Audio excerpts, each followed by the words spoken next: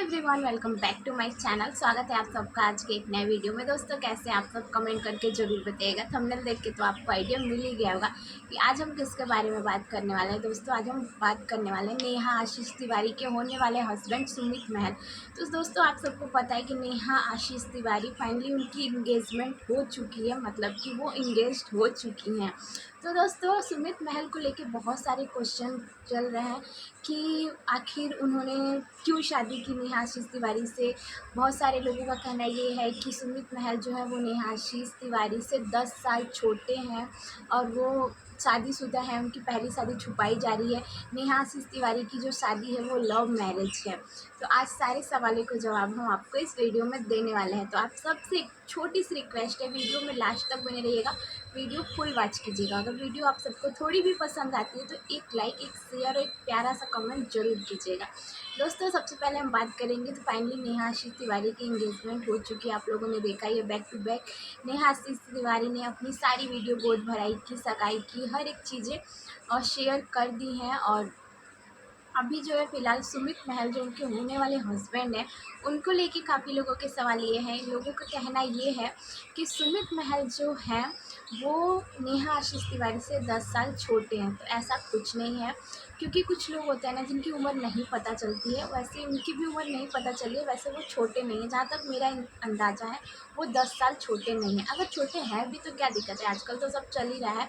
और ये चीज़ आप लोगों को कंफर्म हो गई होगी। दूसरी चीज़ ये है कि नेहा आशीष तिवारी के जो होने वाले हस्बैंड हैं सुमित महल, वो पहले से शादीशुदा है। तो ऐसा कुछ नहीं है। नेहा दी ने अपने ब्लॉग में खुद ही बताया है कि सुमित महल जो है वो अनमैरिड है। अनमैरिड होकर भी उन्होंने इतना बड़ा डिसीजन लिया है, ताशी को अपनाया है, साथ ही साथ नेहा दी के साथ साथ ताशी को अपनाया। कहते हैं ना कि एक औरत को पति मिल जाता है लेकिन एक बच्चे को बाप नहीं मिलता है, माँ बाप को बेटा नहीं मिलता है।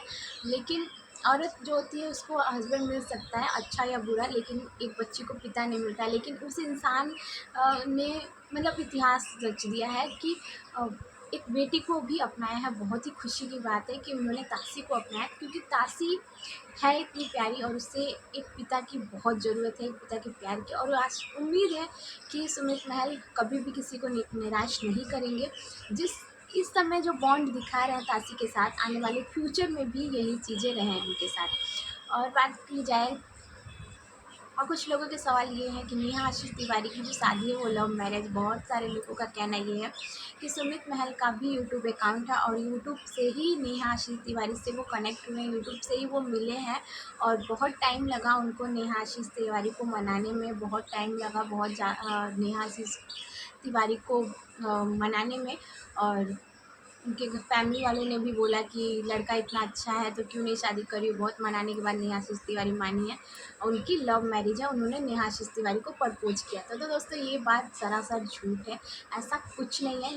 नेहा भी ऐसी है ही नहीं कि वो लव मैरिज करेंगी। लव मैरिज करना होता ना तो कभी का कर चुकी हूँ, कि मैं 100% श्योर हूँ।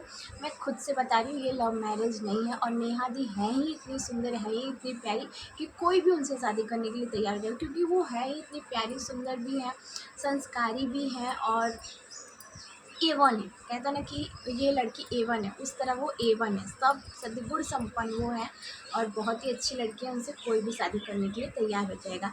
तो और बात करें सुमित महल के बारे में, तो सुमित महल की फैमिली बहुत ही अच्छी है, उनका फैमिली बैकग्राउंड बहुत अच्छा है। दोस्तों, सुमित महल, अगर बहुत सारे लोगों को लग रहा है कि पैसे के लिए सुमित महल ने नेहा आशीष तिवारी से शादी की है, क्योंकि नेहा आशीष तिवारी के पास बहुत पैसे हैं, जो उनका यूट्यूब अकाउंट है, बहुत सारे मतलब सोशल मीडिया से वो बहुत ज़्यादा इनकम करती है। तो ऐसा कुछ नहीं है।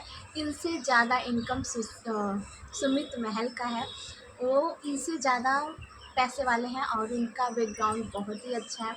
उनके सोशल मीडिया पे आप लोग जाके देखिए, इंस्टाग्राम पे भी अभी जैसे ही नेहा दी से उनकी सगाई हुई है, हाँ फेमस तो वो हो रहे हैं, वायरल तो वो हो रहे हैं, ये बात 100% सच है। जैसे उनकी सगाई हुई, धड़ाधड़ धड़ाधड़ इंस्टाग्राम पे उनके फॉलोअर्स बढ़ते ही जा रहे हैं, बढ़ते ही जा रहे हैं। तो बहुत ही अच्छी बात है कि उनके वो भी आगे बढ़ रहे हैं। और फैमिली बैकग्राउंड भी उनका बहुत अच्छा है, वो भी बिजनेसमैन है, बिजनेसमैन भी है। साथ साथ में उनको घूमना फिरना बहुत ज़्यादा पसंद है। वो हमेशा तिरुपति बालाजी मतलब टूर करने हर कंट्री में जाते रहते हैं।